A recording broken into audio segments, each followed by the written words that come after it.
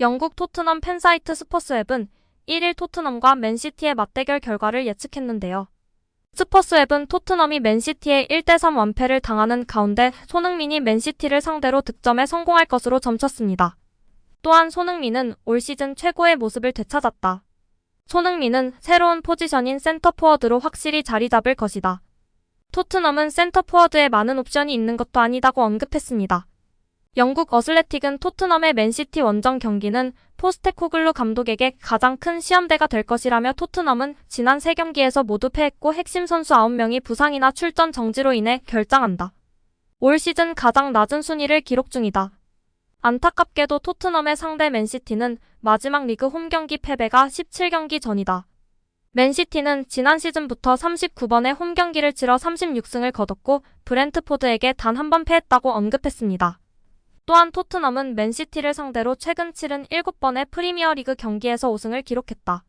토트넘은 지난 2016년 과르디올라 감독 부임 이후 맨시티를 상대로 6번의 승리를 거뒀고 토트넘보다 맨시티를 상대로 많은 승리를 거둔 팀은 없다며 토트넘이 맨시티에 유독 강한 것을 조명하기도 했습니다.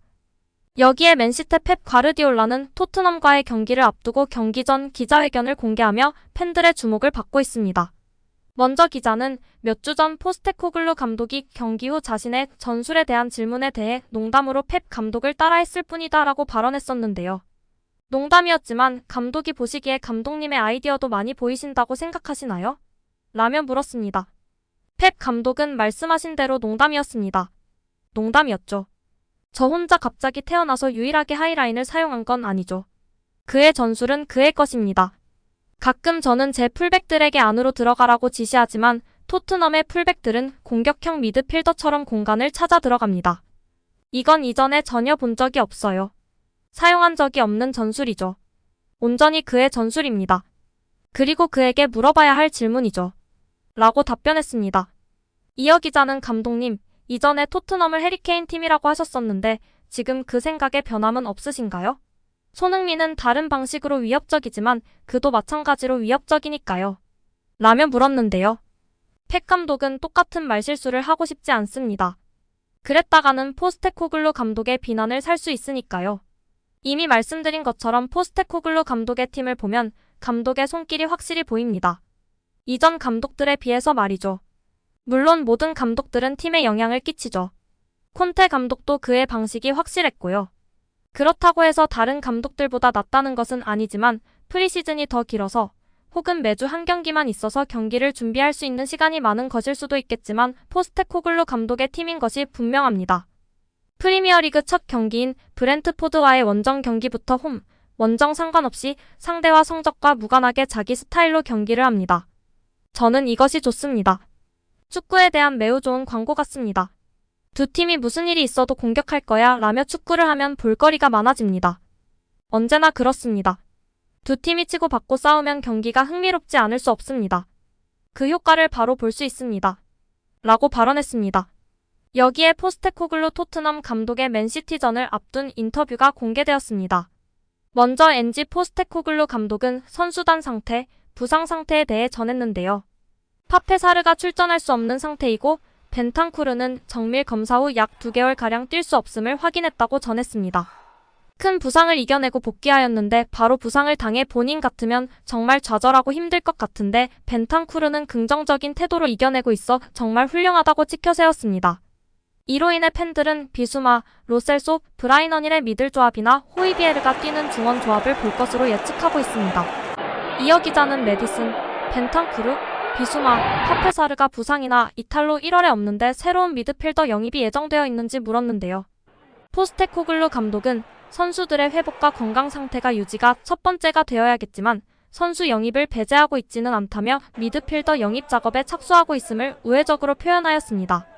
또한 가장 시급한 센터백 영입도 진행되고 있음은 공공연한 사실이기 때문에 센터백에 이어 미드필더 영입까지 더해 진행되고 있음을 알 수 있었습니다.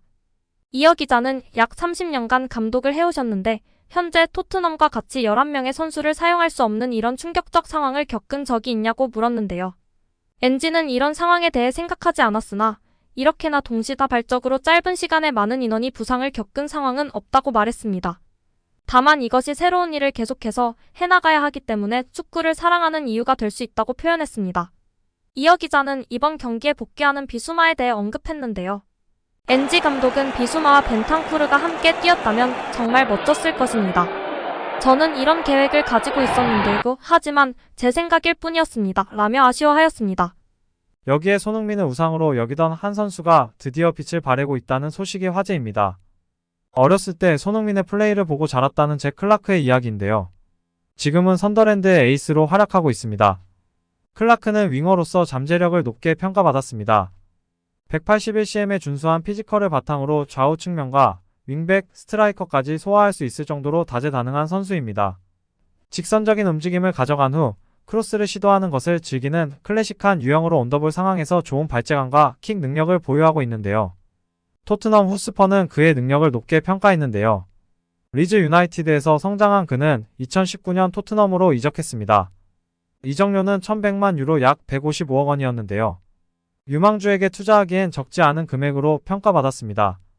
그만큼 토트넘은 클라크가 팀 내 새로운 무기가 되기를 기대했습니다. 하지만 토트넘 생활은 쉽지 않았습니다. 손흥민과 모우라의 입지는 탄탄했고 클라크는 좀처럼 그들을 밀어내지 못했고 결국 임대를 전전했습니다. 2019년도 시즌 퀸즈파크 레인저스를 시작으로 스토크시티, 선더랜드까지 여러 팀의 유니폼을 입었습니다. 잦은 임대 탓에 토트넘에선 정착하지 못했고 3시즌간 4경기 출전에 그쳤습니다. 결국 자리를 잡지 못하고 토트넘을 떠났습니다. 행선지는 선더랜드였습니다. 반 시즌 임대를 통해 선더랜드로 향한 그는 컵 대회 포함 20경기 1골 4개의 어시스트라는 준수한 성적을 기록했습니다. 이윽고 이듬해 완전 정착에 성공했습니다. 이적 후 확실한 주전으로 자리 잡은 클라크는 선더랜드의 에이스가 됐습니다. 지난 시즌 컵 대회 포함 50경기에 나섰고 11골 14개의 어시스트를 올리며 팀의 공격을 이끌었습니다.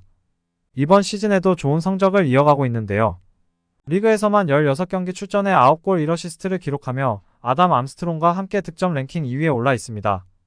선더랜드는 그의 활약에 힘입어 승격 플레이오프 진출권인 6위의 자리에 있습니다. 클라크의 성장에는 손흥민의 역할도 컸습니다. 영국 매체 풋볼 런던과의 인터뷰에서 그는 손흥민, 해리 케인, 가레스 베일과 같은 최고의 선수들과 함께 있는 것만으로 메일을 보냈다. 그들은 내가 어렸을 때부터 정말 닮고 싶었던 선수들이었다. 그들이 하루하루를 어떻게 보내는지에 대해 경외감을 느끼지 않을 수가 없었다. 나는 매일매일 경기에 나선 것은 아니지만 그 시간을 활용해 발전을 해야 했고 최고의 선수들을 흉내내며 발전하려고 노력했다라고 전했습니다. 오늘 영상은 여기까지입니다. 끝까지 시청해주셔서 감사합니다. 늘 건강하시고 더 좋은 영상으로 찾아뵙겠습니다. 구독과 좋아요도 잊지 마시고 부탁드립니다. 감사합니다.